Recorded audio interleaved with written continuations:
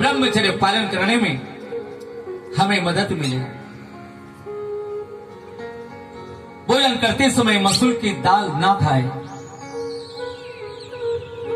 गाजर और मूली 7 दिन सेवन ना करें,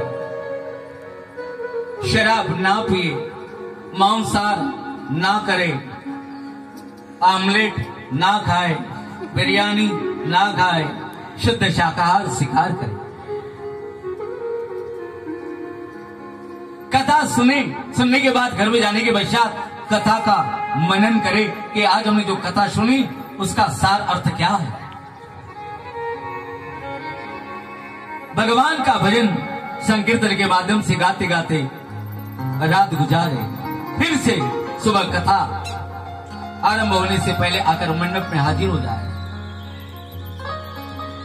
निकल गए विष्णुदूत धुंधुकारी का उद्धार हुआ।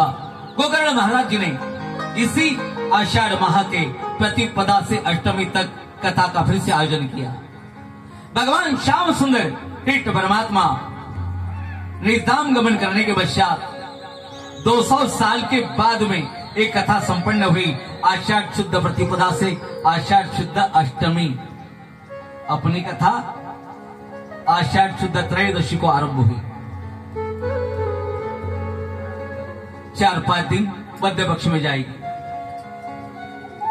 सुनो महाराज, सुंदर कथा का आयोजन 1 साल के पश्चात किया। सारे नगरवासियों को निमंत्रित किया। हाँ, सब लोग नाचने गाने लगे। 7 दिन की कथा हुई। नियम से सब लोगों ने कथा का श्रवण किया, रसपान किया। परिणाम, जितनी माताएं थी लक्ष्मी स्वरूपा बन गई, जितने पुरुष थे विष्णु स्वरूप बन गए। दिव्य विमान माताओं के लिए आए, दिव्य विमान पुरुषों के लिए आए। सब लोग गोकर्ण महाराज के साथ विमान में बैठते हुए वैकुंठ धाम को पधारे। धन्य है वो श्रीमद् भागवत ग्रंथ की कथा, धन्य इस कथा का महात्म्य श्रोता वक्ता सभी को पावन बनाने वाला है। और ऐसी पावन कथा प्रथम स्कंद के माध्यम से आरंभ करने के पहले थोड़ा भगवान का संकीर्तन गाते गाते आगे बढ़ेंगे। हे गोविंद हे गोपाल हे दयानिधि, हे गोविंद हे गोपाल हे दयानिधि।